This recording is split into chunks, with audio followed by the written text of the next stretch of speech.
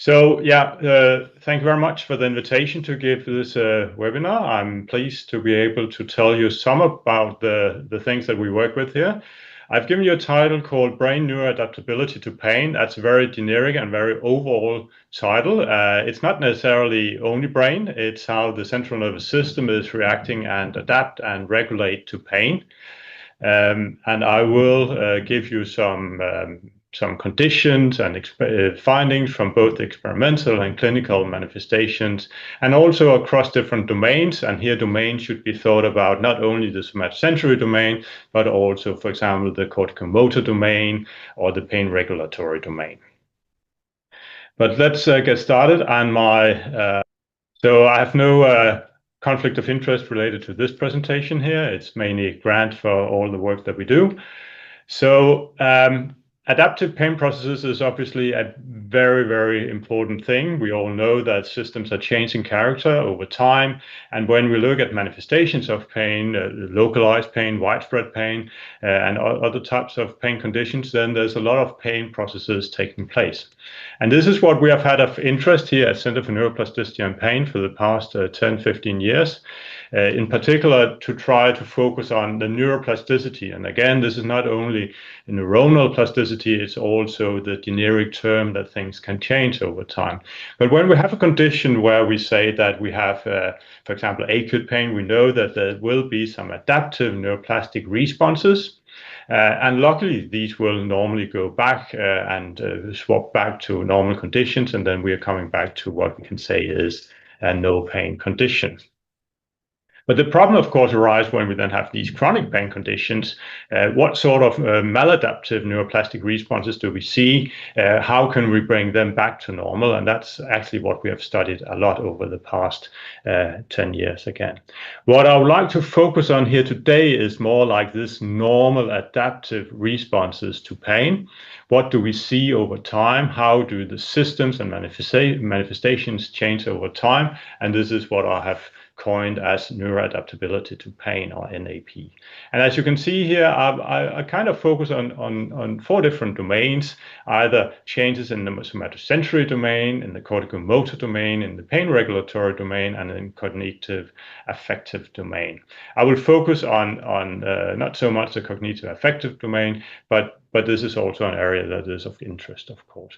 But the key aspect here is that some of these adaptations may actually be associated across the different domains. But we will come a little bit back to that later on. So when we look at a continuum of pain, where we start with acute pain and it end up, unfortunately, in chronic pain, then of course things change.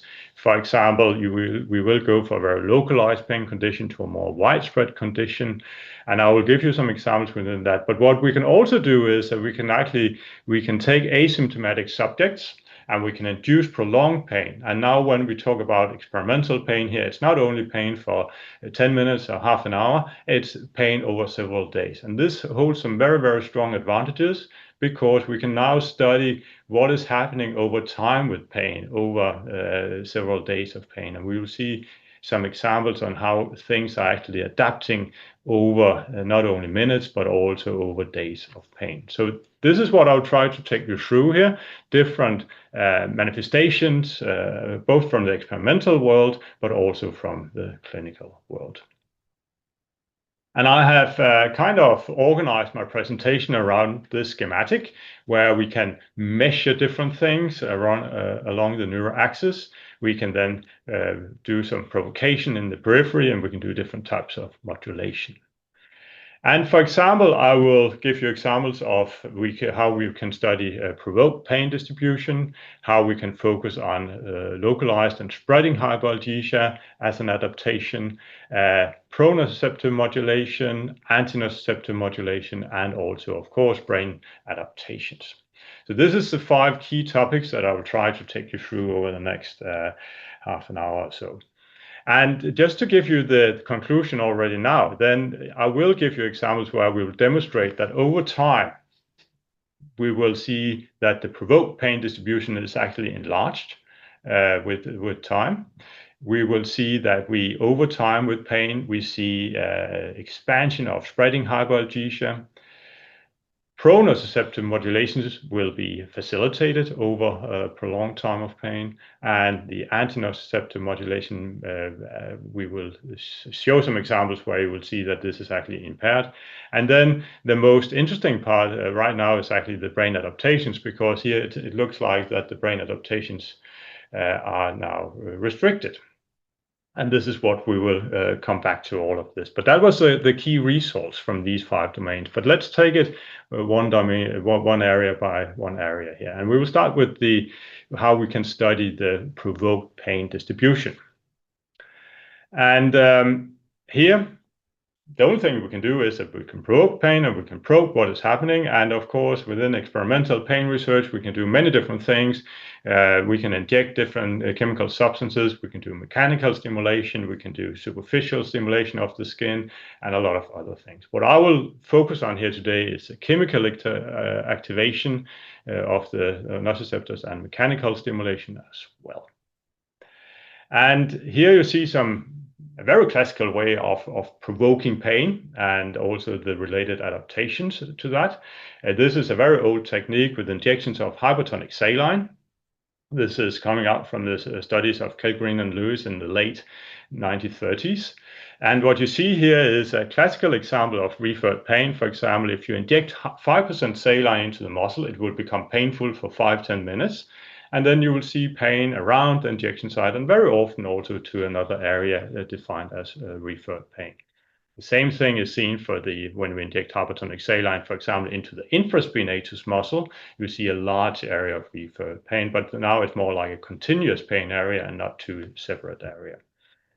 And the fascinating part of this pain distribution, and remember this is an asymptomatic subject, completely healthy subject, is that if we inject hypertonic saline around the sacroiliac joint ligament, then we see these enormous spread of pain. And that's really fascinating because it's just a tiny structure that is stimulated, and then we have these large pain areas. But that was just to illustrate how it's looking like in asymptomatic subjects. If we now move on and we do exactly the same in different groups of patients with long-term pain, then you can see if we inject hypertonic saline in controls, we see this localized pain area and referred pain area. But if we then do exactly the same thing, the exactly same dose and exactly the same way of doing this in different patient groups, then for example in low back pain we see larger referred pain area, and also very much expressed in what was defined here as whiplash pain patients here. So it seems that definitely in patients we see this expanded pain areas over time with pain. Can we now reproduce this in the laboratory? That's what we have tried, and we have used different models, and I'll show you a few of them. The first model here is not a model where we use, here we do not use hypertonic saline, but we use strong pressure stimulation. If we just do strong pressure stimulation to the infraspinatus muscle, then we only see a very localized pain area. But the interesting part is if we then do a longer, strong painful pressure stimulation, then you will see that the pain areas start to spread. So this is the normal kind of temporal summation of the pain perception. And here we also start to have more referred pain. So this is again just in a very simple baseline condition in healthy subjects. In this study here, we also asked them after the first baseline assessment to do some strong exercise so that they got a painful sore muscle in the shoulder. So the day after they showed up again, they had pain from the muscle, and then we did exactly the same stimulation of the infraspinatus muscle. And what was very interesting here was that the pain referral was much expanded. So the fact that we have pain seems to make these provoked pain areas larger. We also tried this with another pain model. It's actually showing more or less the same thing, but here, instead of doing exercise-induced pain over several days, we injected nerve growth factor into the muscle. And here you can see the subjects develop pain to a very low intensity pain, but they had pain for several days, up to 10 days. Here we used a strong mechanical stimulation to the anterior tip muscle, also where the pain was induced. What we saw was in the first day, or perhaps the first 2 days, not a lot of things was happening, but after 3 days, we could actually see that these provoked pain areas by mechanical stimulation was now very much expanded. So it seems to be a very fast process. So over time, this provoked pain area will be expanded, as also illustrated here by the finding that we see larger pain areas. So what about hyperalgesia? How is that changing over time with pain and adapting? So I'm sure some of you are familiar with the different techniques for this, but to assess hyperalgesia, we can do different things, but we can do pressure algometry, handheld pressure algometry. And something that we have used a lot in my lab is cuff algometry, where we mount a tourniquet around the leg. We can inflate the tourniquet and we can assess the pain threshold or the tolerance threshold. And then we can, in a standardized way, really assess the pain sensitivity. This model has actually been translated into some animal studies together with Kirsty Bannister at Imperial College London. And here you can see that we actually excite the relevant neuronal components. If we do this now in patients, and here you see two different examples from patients with knee osteoarthritis, pain with many years, and also low back pain patients later on, then you can see that, for example, if we do pressure algometry on the knee, obviously they have lower thresholds, but also very interestingly, when we stimulate outside the painful area, they have reduced pressure pain thresholds. And the same thing was seen with the cuff that is outside the knee, but still we have hyperalgesia to those stimulations. In the experimental setting, we tried to replicate this as well, where we now tested low back pain conditions, where we actually did assessment of pressure pain thresholds at the arm, on the lower back, and on the legs. And we then asked subjects to train heavily so that they, after 1 or 2 days, had much more pain on the back. And then what you can see is that not only at the back we saw reduced pressure pain thresholds, but also at the extremities outside the actual painful region. So it seems that pain per se will give reason to a spreading hyperalgesia, so over time. And again, this can actually be demonstrated to be a relatively fast process where we do not need the chronicity as such to give that, but more like a fast process. Moving on to what I have defined as the pronoceptive modulation, and I will only give you one example here. We can come up with other types of examples, but here I will focus on temporal automation of pain.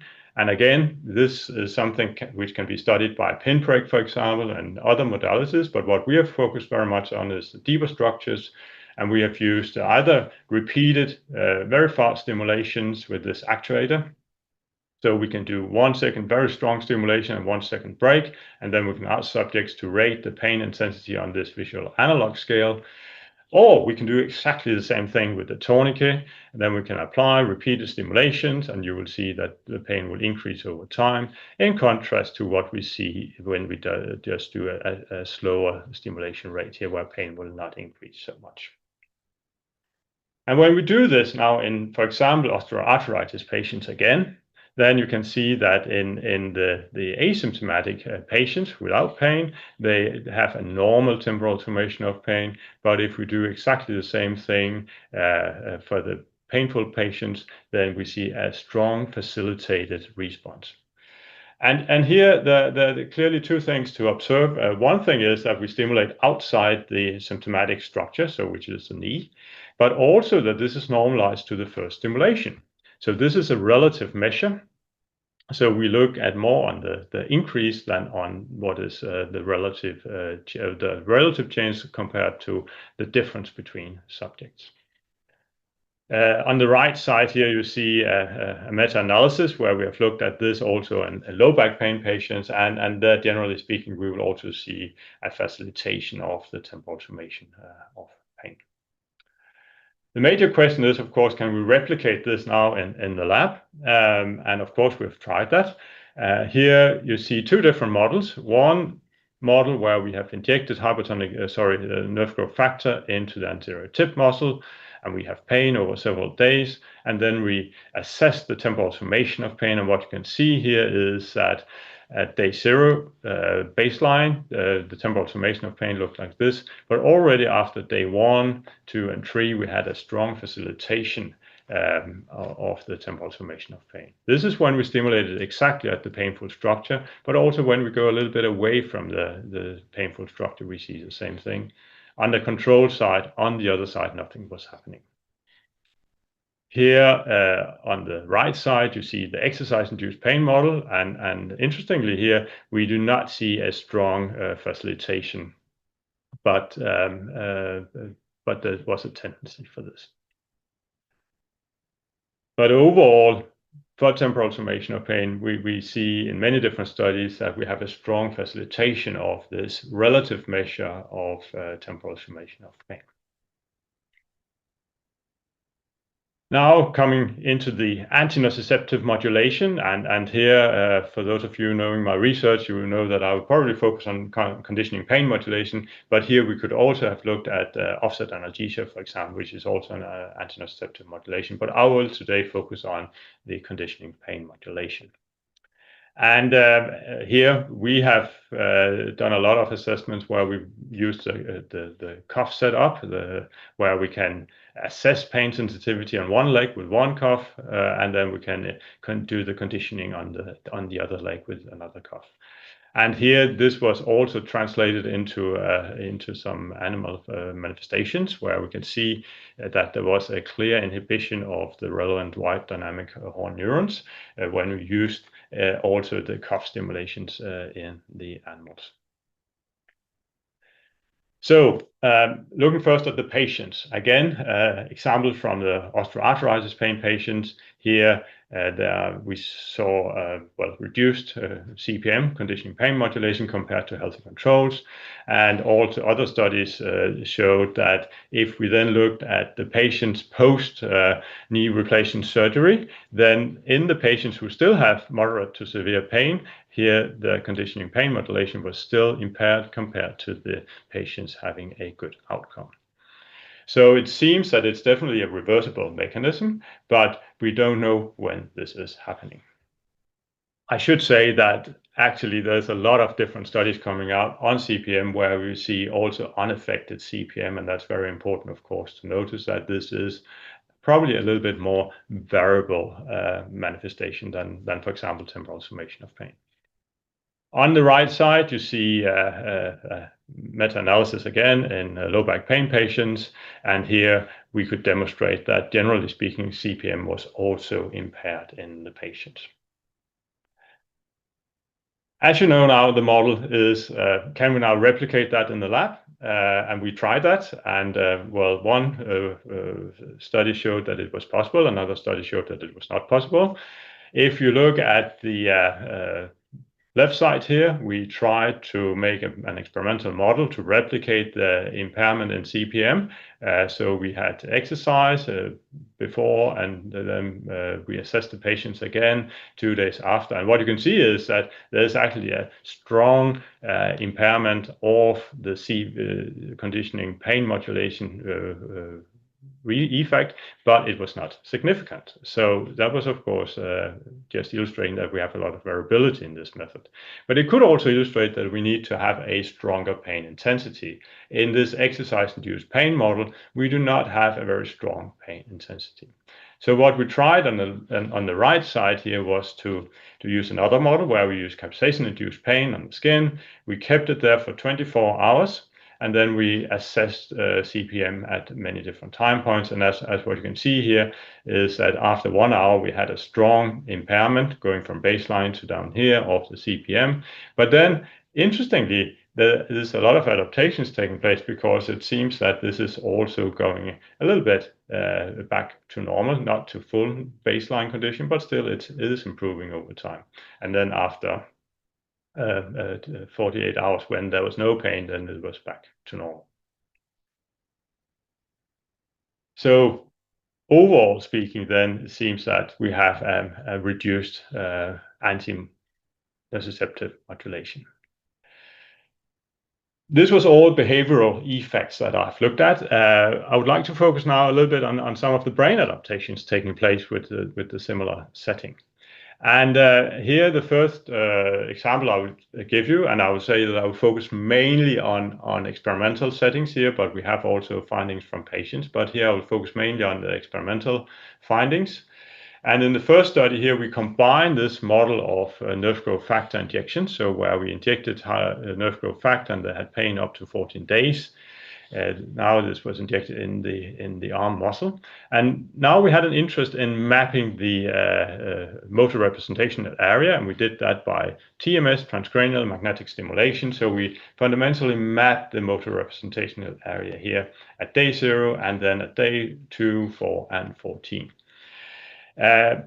Very interestingly, we did not see any effects at day 2 compared to day 0. So having pain for 2 days did not change the representational area. But after 4 days, you can see that this motor representational area was actually enlarged. And what was even more interesting was that there was a very slow decay of this normalization of the motor representational area, as you can see here, where after 14 days, where there's nearly no pain, it's still looking a little bit expanded, but it's not significantly expanded, but there's still some slowness in the normalization. So that was a very, very interesting eye-opener to me, at least, that after 2 days of pain, we could see these manifestations, but not after 1 day of pain or 2 days of pain. In a later study, we tried to assess this motor representational area in patients with subacute low back pain. After a few weeks of pain, we assessed the area or the volume of this motor representational area here. And then we collected, or we asked the patients again after 6 months how many had chronic pain and how many were completely recovered from the pain. And what you can see is that the patients, when having a larger motor representational area here in the beginning, they were better, or they had a sorry, I can't see the slide. I just need to do something here, I think. Yeah, it was actually opposite. I can't see my slide, that's why. Yeah. So what we found was that in the patients recovering, they actually had a larger representational area, so they had a better adaptation, you could argue, compared to the patients who still had pain after 6 months. So it may very well be that this adaptation taking place could indicate how restricted the system is. And this is, of course, interesting. So there may be some value in understanding this adaptation. Moving on a little bit around this model, here again you see exactly the same data, but in another study where we used the nerve growth factor pain model again. We saw expansion of the motor representation area here, but here we also assessed the somatosensory evoked potentials, and what we saw was also after 4 days there was some increased excitability at the same regions compared to baseline. So it's not only in the motor system that we see these relatively slow changes, but it's also in the somatosensory areas. Of course, these data here, that's just somatosensory evoked potentials, very, very, very general and non-specific manifestations of the cortical excitability. We also had an interest in understanding better what is happening now with the more nociceptive event-related potentials, which can be not necessarily linked to the pain intensity as such of the stimulation, but more like the effect of stimulating the nociceptive system. So here we used an electrode to stimulate at a very nociceptive intensity, and we recorded the evoked potentials. And we did this now in non-musicians and musicians. And I have to tell you a little bit about why we did this. That was because we had an interest in understanding in a group of people who may already have some kind of metaplasticity during training for many, many years, do we see any differences in the way that the brain actually adapts to pain compared to the rest of us who is not musicians or who have not trained a lot? Do we see any differences in the reaction pattern to the adaptations taking place? And what you can just see on the pain intensity from this long-term experimental pain was that when we induced that by nerve growth factor again, then musicians actually had a little bit less pain compared to non-musicians. And when we start now to look at the evoked potentials, then you will also see just a baseline. When we do look at the nociceptive event-related potentials, then they are also very different in these two groups. I'll not go into the details here, but if we just try to look at one of the evoked components, then for example the P200 here, what we found was that musicians actually showed a stronger adaptation and to the painful condition than non-musicians did, even though that they were more or less similar. They still had pain, but they had a little bit less pain. So that it may be that the fact that the system is already in a condition, so to speak, that they have been trained and have some type of neuroplasticity, perhaps, could actually affect the way that we act. And this is, of course, interesting because we can perhaps use this as a way to understand better this concept of around metaplasticity and how can we counteract the painful, pain-related plasticity. We have also looked quite a lot on the connectivity between different regions. Here you see an example where we have assessed by EEG recordings and during painful capsaicin stimulation over 24 hours. We did connectivity studies in the default mode network. And the simple story here is that already after 1 hour within the DMN, we saw reduced connectivity, and that was the same type of reduced connectivity we saw after 24 hours of pain. And that's, of course, all interesting, I think. But what was even more interesting was that then after 24 hours, we actually cooled down the skin immediately, so pain disappeared in the second. And we still saw the same reduced connectivity. So it's not nociceptively driven as such, but it is a condition being there. Of course, this can be a lot to do with the way that pain is processed from a saliency perspective, for example. But still, I think it's interesting that even though that we remove the nociceptive drive in this model, we still saw reduced connectivity. Another type of adaptation, which I think is really interesting, is what is defined as cortical homeostatic plasticity. And this is this phenomenon that is a safeguard for the brain, ensuring that we are not going into very extreme conditions, either very positive or negative excitability conditions, but keeping everything within a working limit. And this can be studied in healthy subjects. We can do that by recording motor evoked potentials, again by TMS. We can stimulate the motor cortex, we can record the potential, and then we have a measure of the cortical spinal excitability. Then we can try to drive the motor excitability by transcranial direct current stimulation. We can try to push it to one of the regions, either up or down. And if we try to use a nodal TDCS, then you see that we actually increase the motor evoked potential. And if we then try to do it once again, then the homeostatic regulation will ensure that we are pushed back into a working range.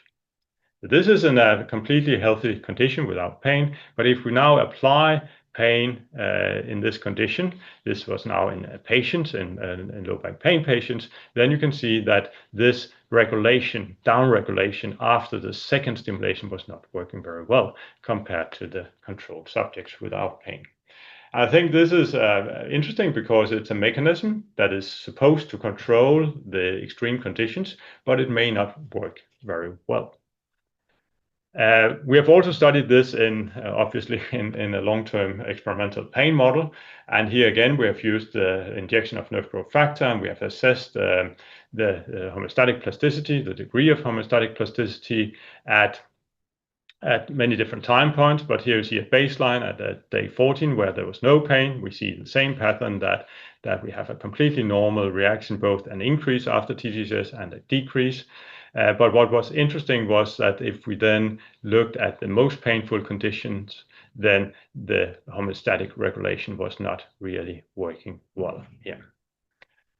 So again, a type of adaptation, perhaps relevant in other conditions as well, but definitely an impaired regulation and adaptation due to pain. So another thing that we are working on right now, and this is some of the most recent data in this area here, is a new modality. I don't know if you're familiar with this, but now we combine TMS and EEG at the same time. So you should imagine that we have electrodes in the EEG system, and we stimulate with TMS. Here an example where we stimulate M1, and then we can start to look at how is the brain actually activated in the milliseconds afterwards. This is a very delicate method because there's a lot of artifacts by doing that. So we have to be very careful on how we do this, in particular in the first 10-20 milliseconds after the stimulation. But then we get different evoked potentials, and we can start to study either the local excitability and the more distributed excitability. And the beauty of this is that we can study not only the motor area, but also non-motor areas here, which was not possible before with TMS. And what you see here is now, again, the M1 stimulation and how things are distributed, but also here on the right side, you see how it's looking when we stimulate the dorsolateral prefrontal cortex. And if we try to use this method now, and we do it a little bit simplistically to start with here, then if we look at the evoked potential when we do M1 stimulation and we combine this now with heat pain, then you can see that we see a reduced component here of the first component that we look into compared to a warm condition. So there is definitely an inhibition here. We also see exactly the same thing when we then do DLPFC stimulation. So this is another region. So you could argue now that we have a very generalized cortical inhibition due to the painful stimulation. We looked a little bit further into these individual data. This is a relatively small study, but here you see the different subjects, how they changed when we stimulated the DLPFC and how they changed when we stimulated M1. And what you can see is that it was a little bit all over the place. If we then looked more carefully into the groupings having a strong reduction due to the DLPFC stimulation in the excitability, or the opposite for a strong reduction in M1, then we could actually see that it was very distributed, so that either you had a strong inhibition when you stimulated M1, but very rarely you saw an inhibition when you stimulated the DLPFC or the M1. So we only had this only subject here where we saw a strong reduction in both areas. So this may be interesting to study further, that we have a very individual reaction to pain, and this may depend on how different factors and how they are processing the pain. But we thought that was interesting and a curious observation. We can also look at what can be defined as connectivity. Here we have defined it as effective connectivity. So fundamentally, here we have an example where we stimulate M1 and we look at this intertrial coherence in another area. When we do that, then you can see that when we then apply heat pain, then we saw an impaired connectivity, if you like. And again, we looked carefully into how this inhibition was distributed. And what was interesting here was that if we now kind of subgrouped the findings into the least pain sensitive subjects and most pain sensitive subjects based on heat pain thresholds, then you can see that the least pain sensitive subjects, they actually had the best adaptation. So it looks like that the very less pain sensitive subjects, they have a better adaptation to pain than the more pain sensitive subjects. And this is linking a little bit back to the findings that I showed you before on the motor representational area, that the patient having a larger area to begin with had a better adaptation, perhaps also or developed less frequently chronic pain. So it could be that it's good to have a good adaptation in the system. We can also modulate the different types of manifestations, and we can do that with TMS again, so repetitive TMS. We have done a lot of studies because not only can we induce manifestations in these adaptations in the brain, but we can also modulate that by transcranial repetitive TMS. And here you see an example of what is happening before and after repetitive TMS to the M1 stimulation. And in a sham condition, obviously nothing is happening, and what we look at here is intertrial coherence, so the connectivity. But what was kind of interesting was that intertrial coherence was improved by giving repetitive TMS for 15 minutes. So it seems that now pain may be able to reduce the connectivity, but repetitive TMS could then perhaps improve this. And of course, we have tried to combine that. And here I'll give you some data from a relatively advanced study, and we will take it a little bit slowly. So what we studied here was the effect of repetitive TMS to the posterior superior insula. And we then combined that with a model of pain, with capsaicin-induced pain for an hour. And then we assessed the brain manifestations with TMS EEG. So here you see the TMS EEG, and where we need to have a focus on, because that's where we have some interesting findings, is in the N45 component here. But the first part, we can study only the effects of pain, what is happening with capsaicin-induced pain. Then we apply repetitive TMS, and then we can see what is happening when we apply repetitive TMS on the top of the pain model. And the first finding here was on the pain intensity. What you can see here is that the orange line here illustrates the sham condition, where we gave repetitive TMS in the sham modality. And here pain was more or less steady over the capsaicin period where we did the assessment. But in the active setting, pain was actually reduced. If we look at the individual components, I will not go so much into this, but again, remember that we can now look at baseline conditions, either in active and in sham condition. We can look at pain alone here, and then we can look at the effect of repetitive TMS in the active one or in the sham condition. And if we look at the findings here, and we start in the sham session, which is fundamentally just pain during the entire session, then we could see that the effects of pain until the absolute last recording showed a reduction in the N45. We saw the same thing in the active session, but before we did the repetitive TMS, then we saw a reduced N45 peak, but then when we applied the active repetitive TMS, we saw a reversal. And it seems that now we can actually start to look at brain manifestations and the effect of the pain model. And we did some mediation analysis on this, and where we looked at the increase or the decrease in the N45 peak versus the reduced pain and the increased pain. And we actually demonstrated that N45 mediated the pain reduction. So this N45 component is most likely important for the perception of pain in this model. We have also tried to look at some of the other parameters. Here again, it's repetitive TMS to the dorsolateral prefrontal cortex. Here you see exactly the same model of experimental pain by nerve growth factor. In the sham condition, we have pain over time up to 14 days. Here you see this motor representational area again, which is expanded after 5 days. If we then combine this with repetitive TMS over 5 days, this is a very clinical applicable model, which is also 5 days treatment, then you can actually see, first of all, that the pain is reduced over time, but also that the motor representational area was reduced compared to baseline. So what I showed you for the posterior superior insular stimulation and what I'll show you here are two different studies because, two different models because we looked at the acute effect of pain for an hour, and this is now pain for 14 days.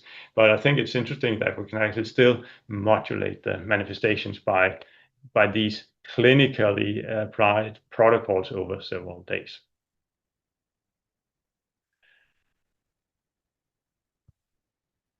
We also tried to look a little bit into some of the other resting state EEG manifestations in this finding here. We looked at the peak alpha frequency, but what was super interesting and in contrast to many other studies is that the peak alpha frequency was not affected neither by the induction of pain or by modulation of pain by repetitive TMS.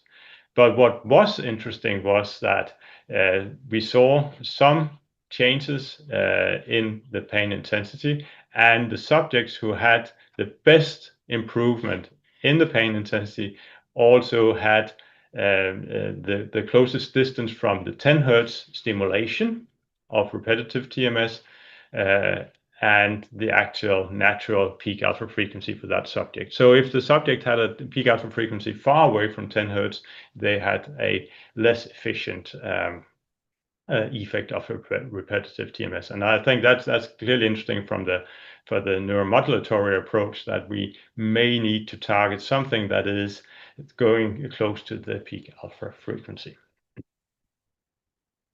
So here, generally speaking, we see a lot of adaptations of or restrictions of the brain adaptations.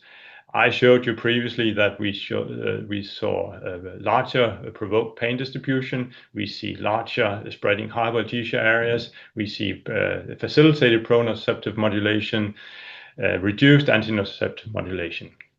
And I've tried to boil this into a model that is then up for discussion, obviously.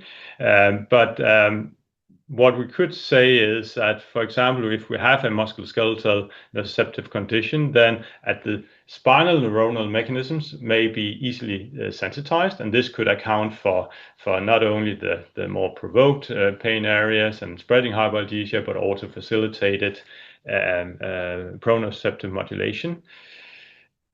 We may have a less adaptive capacity in different brain conditions or measures, and this could then result in also a less efficient descending inhibitory control.